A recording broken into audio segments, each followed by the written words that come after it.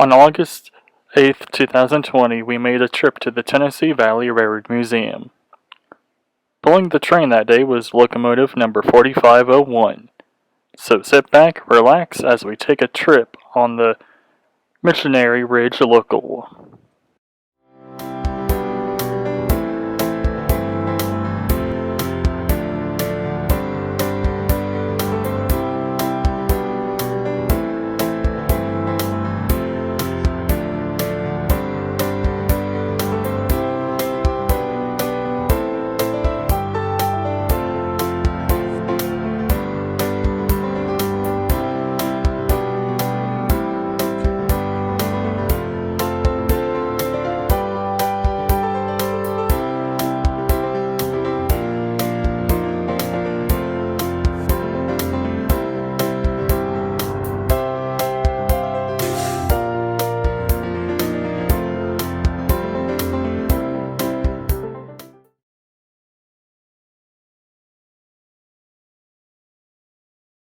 Dave, your flagman is Andrew, your engineer is Brian, and your fireman is Joseph.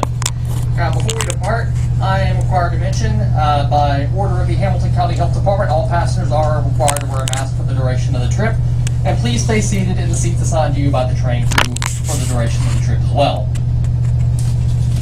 Now, for those of you who have not ridden with us before, what this trip is, it will be approximately 1 hour long.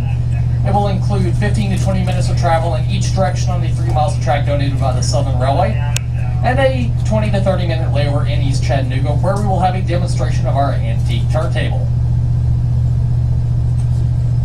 And we should be departing shortly.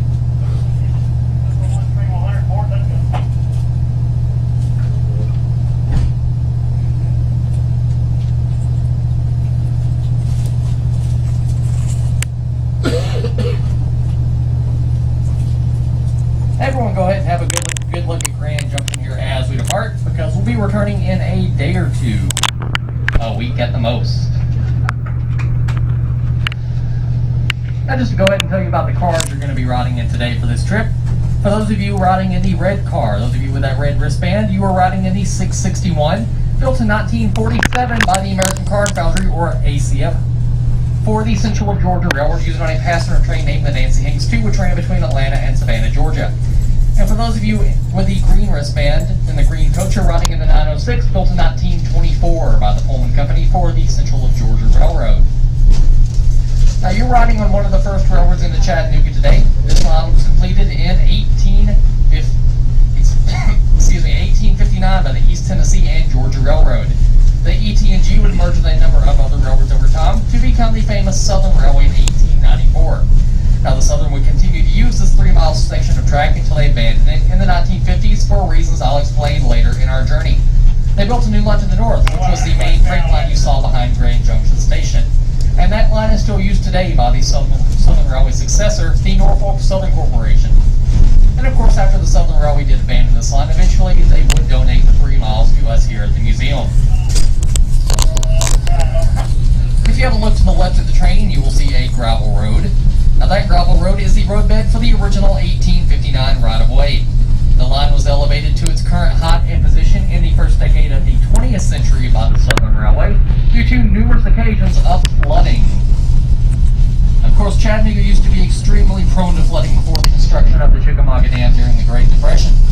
As an example of this flooding on the left, in a moment, in a clearing in the trees, you will see a sign. Next to that sign is a tree with a yellow line painted on it.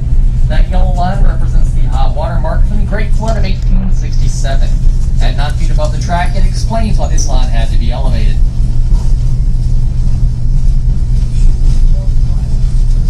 We're now crossing our first bridge over South Chickamauga Creek. In the water below, you may spot some turtles, river otters, or geese. Now, just to the left is some stone piers. Those stone piers mark the site of the original bridge. On top of those stone piers would have been a wooden decking that the rails would have run on. Now, the original bridge at that location was made entirely of stone and was washed away in a flood in 1861. Unfortunately, an engineer did not see that that bridge had washed away in time, and, well, let's just say he and his train went for a swim.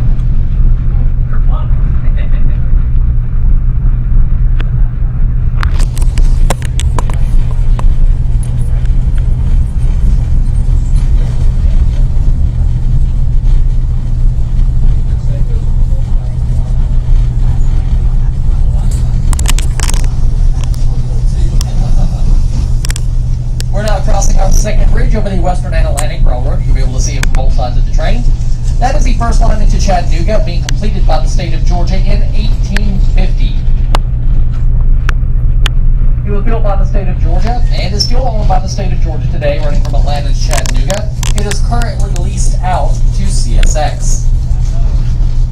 Now, that line is also home to a very famous story from the Civil War.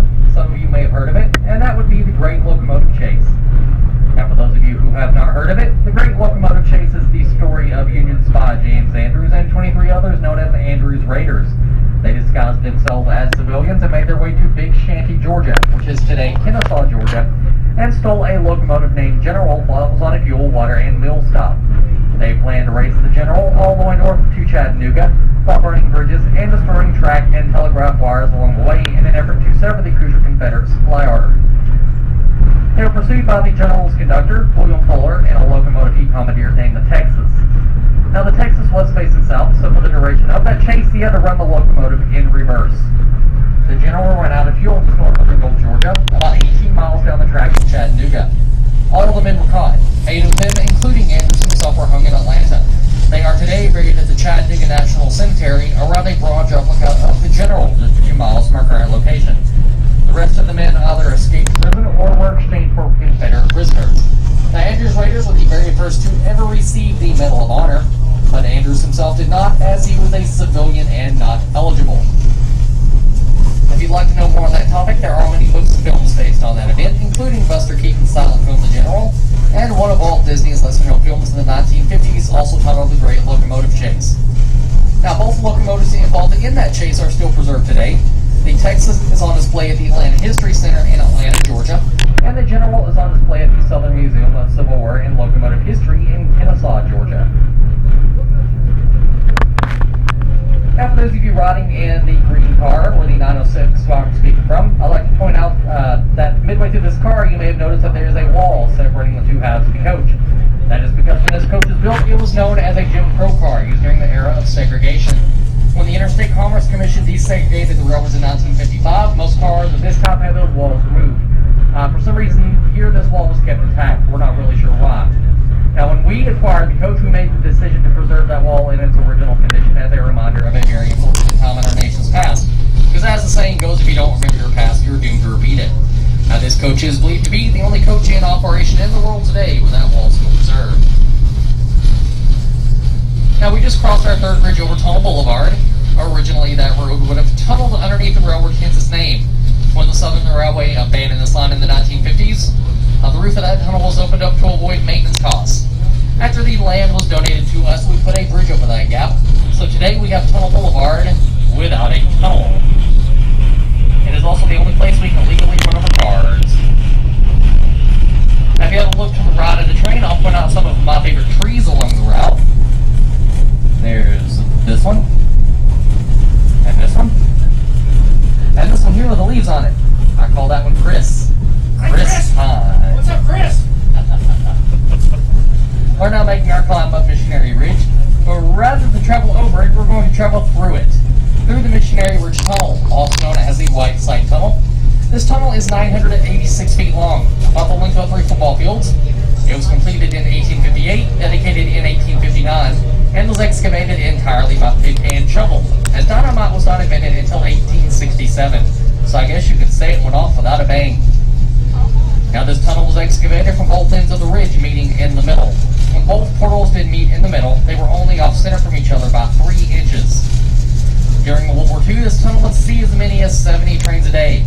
Now, this tunnel is the reason that this line was eventually abandoned. After World War II, the railway's equipment was becoming too large to fit through the pre-Civil War era tunnel. Also, at the time, the tunnel was single-tracked while the rest of the line was double-tracked, creating a major bottleneck. So that new line was built in the north and bypasses the ridge altogether.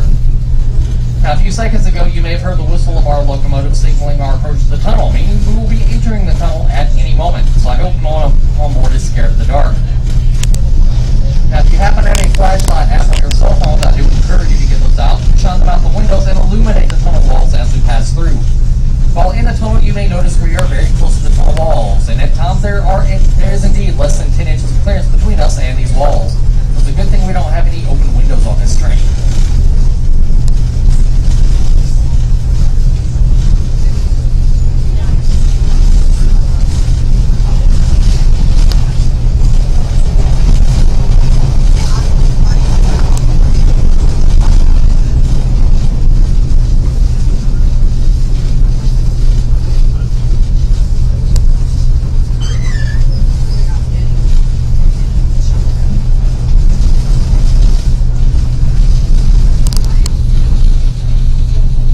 on the west side of Missionary Ridge, you can imagine traveling on a Southern Railway passenger train in the early 20th century, as this is how you would have approached downtown Chattanooga.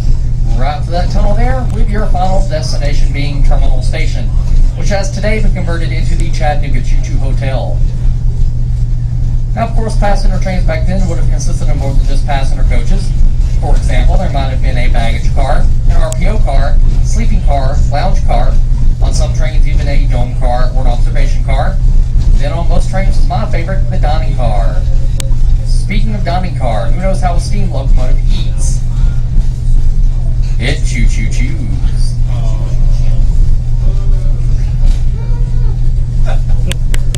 Now, we have almost reached the end of the 3 miles of track donated by the Southern Railway, so in about 5 more minutes we'll be coming to a stop at our East Chattanooga depot.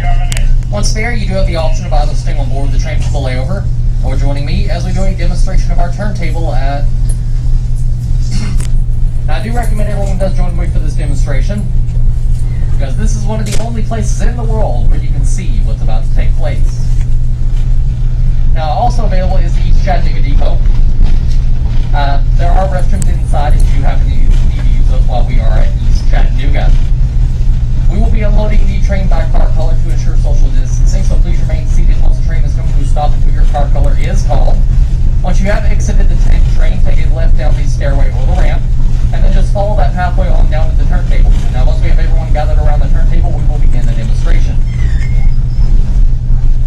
Now, also by order of the Hamilton County Health Department, we are required to ask that all passengers do keep a 6-foot distance from those parties around you while at the turntable, and also keep your mask on there as well. And we also have to ask that once you return to the train, you do return to the same car and seat you were in at this time. So please take note of your car color. It is the color of your wristband. And then if you look above your windows, you will see your seat numbers. The A is for aisle, the W is for window. So we do have to ask that you return to those same seats.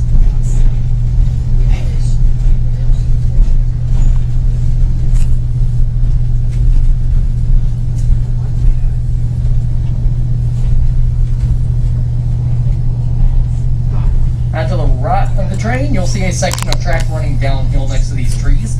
That is the East Chattanooga Belt Line.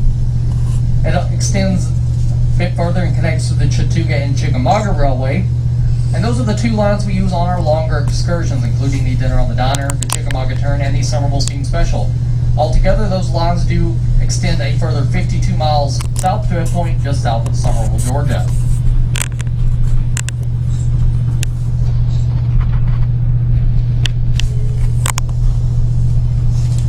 To the left, you'll see a large brick building. That is our warehouse, where many of the artifacts that are not currently on display are stored in climate-controlled conditions to ensure their preservation.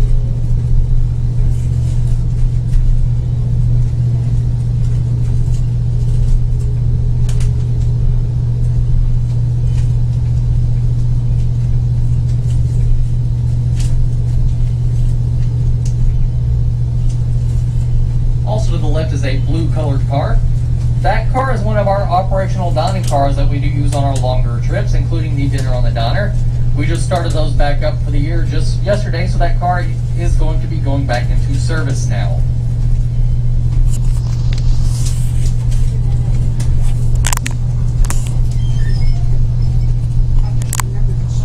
Off in the distance to the left is a large tin building that says Tennessee Valley Road Soul Shops on the front. That building is our back shop where all of our repairs, maintenance, and restorations do take place. Just next to us in the same direction is a large pile of coal, of course, which is the fuel source for the locomotive pulling us today. Now in front of that back shop, you'll see a few diesel locomotives parked outside. With our current operating schedule of Thursday through Sunday, we do operate diesel locomotives to pull this train on the weekdays and steam locomotive on the weekend. So by coming on a Saturday, you do get the experience of riding behind an authentic coal-fired steam locomotive.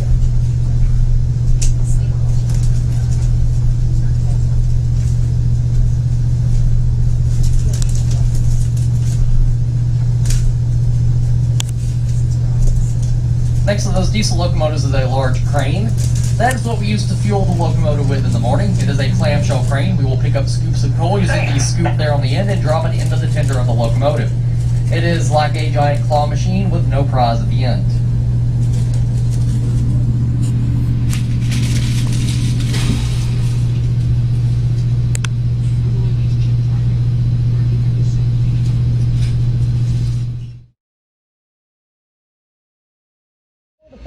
locomotive onto this turntable and spin it around for the return trip to Grand Junction.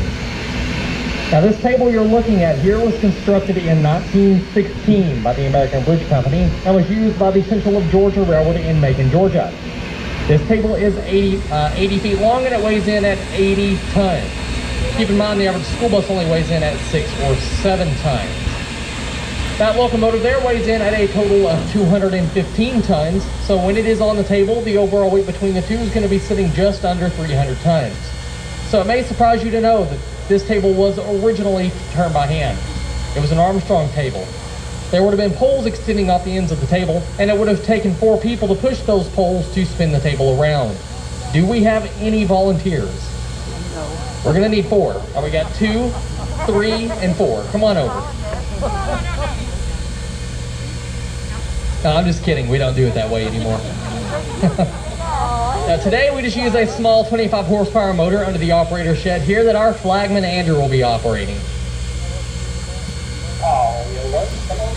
Now our locomotive today is the Southern Railway 4501, built in 1911 by the Baltimore Locomotive Works in Philadelphia, Pennsylvania.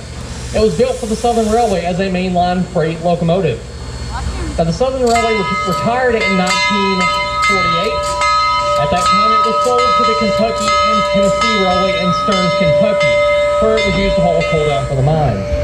It was again retired by that railroad and then sold to one of our co-founders here at the museum, Paul Merriman, for $5,000 in his own cash.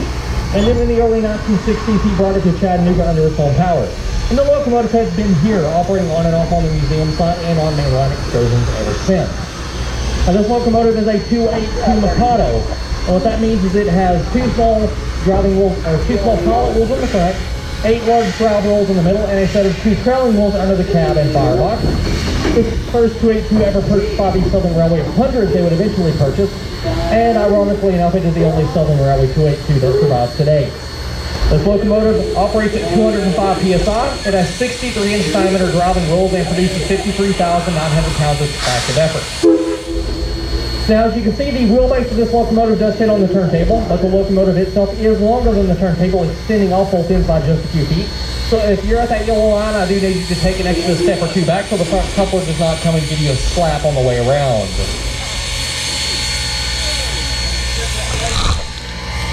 I'll set it off and turn it back on.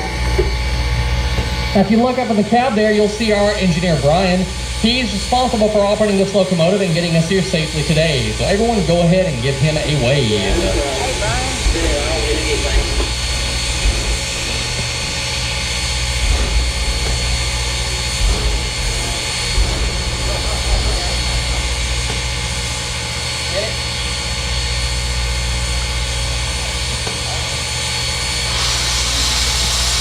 I'm going to get that key and hold it door.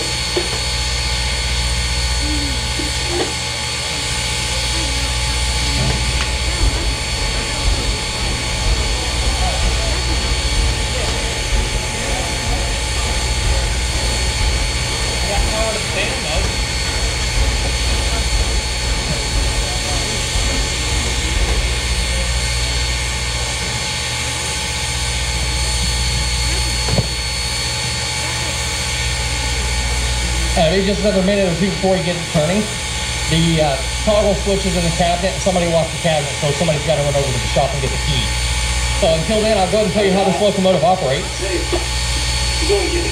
So the way this locomotive works is up in the cab there, our fireman Joseph is feeding coal into the firebox where it is burning, about 3 to 6 tons of it a day. Now on the front side of this firebox, there is a series of tubes that run the entire length of the boiler. Those are called the flues. The hot gases from the fire will travel through those flues and then up and out that stack. Now surrounding the flues and the firebox is water. That was loud. Now the water is heated by those hot gases and converts, of course, to steam. And steam does expand. It raises the boiler pressure, in this case, up to 205 psi. When Brian opens that throttle, that steam is channeled down into these large cylinders you see on the front of the locomotive. Inside this cylinder is a large piston the steam is pushing on either side of. And this piston is in turn connected to these rods, and the rods, of course, are connected to the driving wheels. So as the piston is being moved in and out, it is rotating these rods, therefore turning the driving wheels and propelling the locomotive. Now, after that steam has been exhausted from the cylinders, it mixes with the hot gases in the smoke box at the front of the locomotive, the gray portion at the front of the boiler, and it then shoots up and out the stack. Now, that exhausting steam actually creates a vacuum inside that smoke box, and that vacuum in turn is what actually creates the chuffing sound you hear when you see a steam locomotive. Now, as the hot gases and steam are escaping out the stack, that actually, when it creates that vacuum, it causes a draft to pull through the bed of the fire in the firebox, and actually makes it burn hotter. So the faster this locomotive goes, the hotter the fire gets actually, and the more steam it produces. So the faster it goes, the more power it has.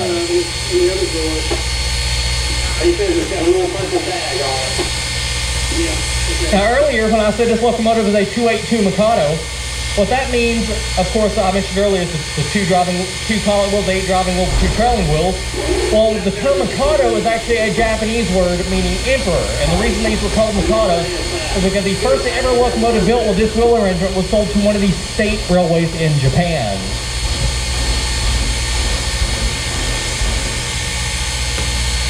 Now, this locomotive is commonly credited with being the steam locomotive that started the steam preservation movement. Had this locomotive not been saved, there would not have been the drive at that point to start saving other locomotives. This really started that movement, so had this one not been saved, many of the others that we still have around with us today would not exist.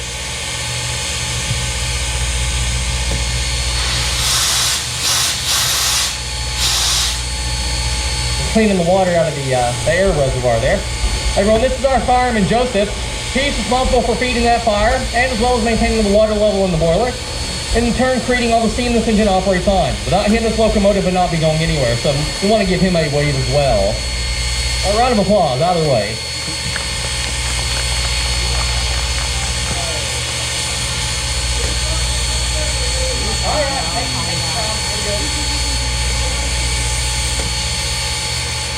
Now, most of you have probably seen this locomotive before and don't even realize it. This locomotive has been used in many Hollywood films and music videos. For example, it's been used in many of Johnny Cash's music videos that involve railroading. It was also in a documentary featuring Johnny Cash that he did, was called Riding the Rails.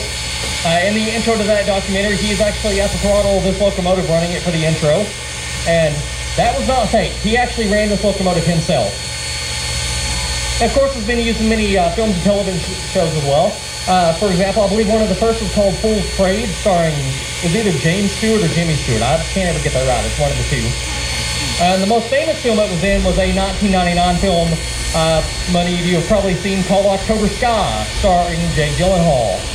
For those of you that have seen that film, you may recall a scene in which the kids are going to rip up some tracks to get some scrap out of it, the scrap money to fund the rocket project. And then a train comes along and they begin to panic. Well, the locomotive you see in that scene was the 4501 here. It's repainted for the film as a Norfolk and Western engine instead of a Southern locomotive.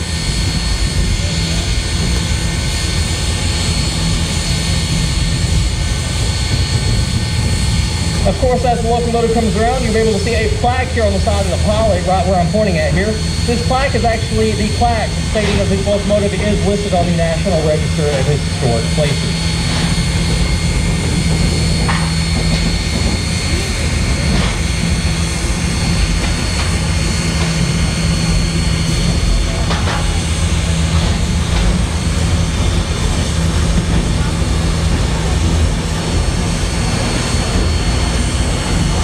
Even though we don't try to turn this table by hand nowadays, there are times where this table does not like to operate for mechanical issues, and we do actually have to get out and push it by hand. In fact, we had to do that just 2 weekends ago.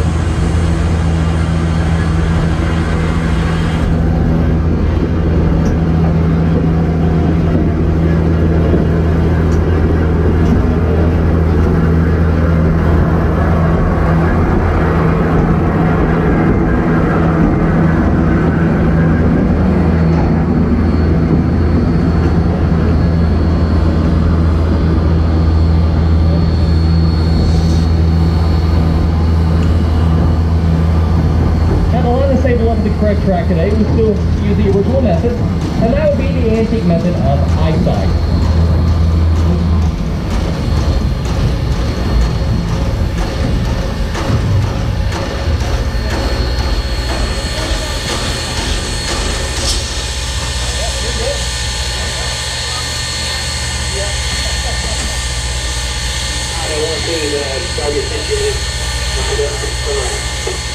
Of course, these turntables back in the day were not always used at the end of the line like this. Most commonly, they would be in front of what was called a roundhouse, a building built around the turntable, and it would have holes where the locomotives could go in and receive maintenance.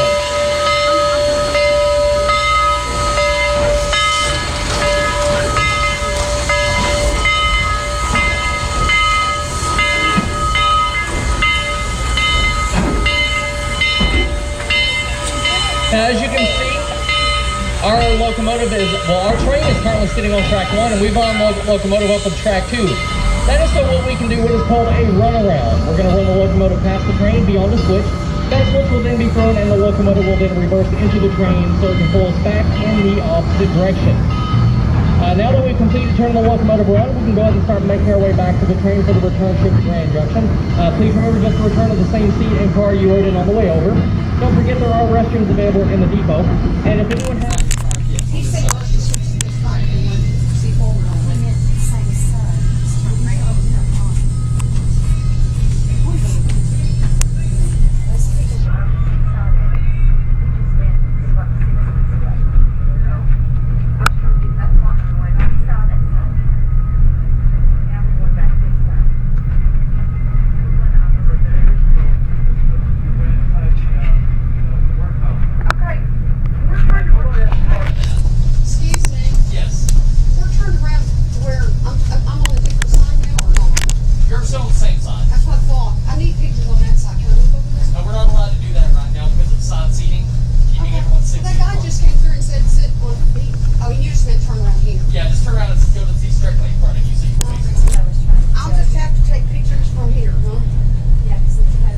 Welcome back aboard.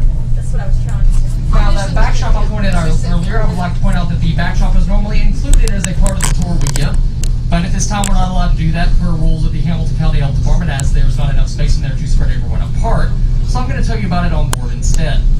Well, like I mentioned earlier, the back shop is where we do all of our repairs, maintenance, and restoration on all of our equipment, and all railroads have had a back shop just like that back in the day, but on a much larger scale. Now, the reason they were called back shops is because, well, they were in the back of the property, hence the name. Now, that back shop is equipped with a number of features that allow us to work on our equipment, such as the 4-foot deep drop pit, the 10-ton overhead crane, the machine shop, and most importantly, the wheel shop in the back, which has a 90-inch diameter steam locomotive driving wheel lathe. In fact, it's one of the only ones left in existence. It is so rare that we often get in shipments of steam locomotive driving wheels from across the nation and do work for other railroads. Now, in terms of the restorations, back then a steam locomotive could have been rebuilt in about 1 month. But for us, for example, with our other operating steam locomotive, the Southern Railway 630, it took us 10 years. Okay. So 10 years compared to 1 month. Well, why is that? Well, they had 3 things back then that we don't have today. And those are the parts, the amount of skilled labor, and the money. If a part breaks on a locomotive, we can't just go to a hardware store and get a new part. Believe me, I had tried. AutoZone does not have them. So what we have to do is machine a new part from scratch right in the back shop. Next is the amount of skilled labor. In those back shops back in the day, there would have been about 100 to 150 people working on a single locomotive at a time, doing all kinds of various tasks in an assembly line-like fashion. But today, that is a very rare, specialized, and sought-after skill. On average, we'll have just 1 or 2 people at a time working on that equipment. And then last, of course, is the money. So, on average today, steam locomotives do cost a little over $1 million a piece to restore to operation, and we're a non-profit educational organization. So where do we get that kind of money?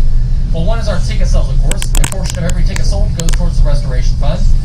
Next is our freight service. We do handle a small amount of freight in the Chattanooga area. And then last, of course, is donations. Now, the reason we do all this work here is because of history. In fact, one of our main missions here is to educate the public on the history and the importance of the American railroads. And to put that into perspective, keep in mind if it wasn't for the railroads, our nation most likely would not exist. When the trains first started to appear, that's when this nation really did start to evolve and expand. It was the railroads, in fact, that it did eventually help us expand westward and connect the coast. It was just last year, actually, that we celebrated the 150th anniversary of the completion of the Transcontinental Railroad, May 10th, 1869. They dropped that travel time down from a matter of months to just a few days once that railroad was completed. Now, of course, the trains were also very important for the war efforts. Civil War, World War I, World War II. If it wasn't for these trains transporting troops and supplies for the war efforts, we could have easily lost any one of those wars. And even just for travel back then as well. Before the airlines in the United States existed, to travel on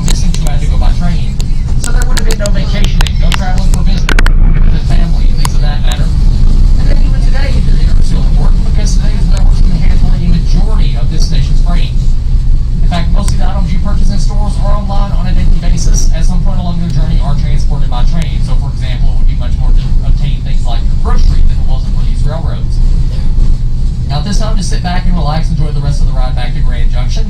I will be roaming the train, so if anyone has any questions, feel free to stop me. I'll be happy to answer questions for you. I do my best to answer them, and if I don't have an answer for you, I will make something up that sounds good.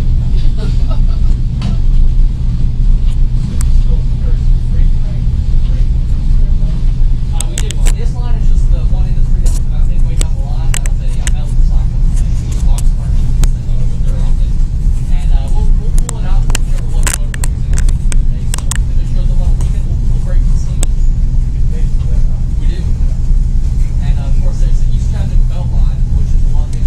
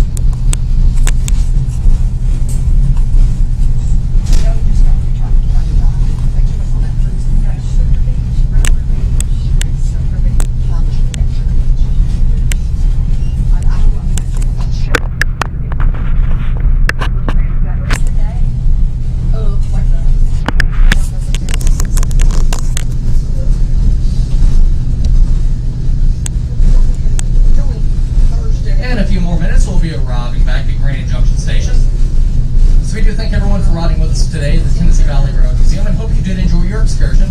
If you choose to visit with us again in the future, of course, we have many other trips you can choose from, many longer trips, such as the Dinner on the Diner, the Chickamauga Turn, the Summer Bowl Steam Special, as well as our holiday-themed trips, such as the Halloween Area Express and the North Pole Limited, the annual Day Out with Thomas, and our Hawaii trips out of Etowah, Tennessee. Now, we do thank everyone for their patience and understanding today as we implement these health department guidelines to ensure everyone's safety on board the train. If you have not had a chance to check out the display yard out by the parking lot, feel free to go and do so after you exit the train. There's lots of equipment out there on display. If you wish to go back into the station to visit the gift shop or the deli, we do just have to ask that you go around to the front side of the building and enter through the front door, as our designated entrance and exit doors at this time. Once the train is stopped, we'll be unloading the train again by car color, so please do remain seated until your car color is called. And of course, the locomotive will be turning around for our next trip, and we'll be doing so using the section of track called the Y, so W-Y-E. It is those two sections of track in front of Grand Junction Station here. It is going to be doing basically a 3-point turn. So if you'd like to view that, once you exit the train, walk out front of the station, and it is a great opportunity for some photos and videos of the locomotive. In fact, once we get it in front of the station, we're going to park the locomotive for about 5 minutes next to the pedestrian crossing if anyone wants to get a photo or video with the locomotive, if you want to take a selfie with the locomotive or anything. Also, if you'd like to learn a bit more history about the locomotive that pulled your train today, there is a feature-length documentary available in the gift shop called And Then There Was One. It is a full hour-and-a-half movie about the entire history of the 4501. Now, they don't want me to tell you this, but you can actually watch it for free on YouTube as well. So the title of that is And Then There Was One. Please make sure you don't forget any personal items before departing today, such as hats, glasses, keys, wallets, purses, cell phones, husbands, wives, and kids. Now, if you did enjoy your trip today, my name is Zach with an H. If you did not enjoy it, in that case, my name is Zach with a K.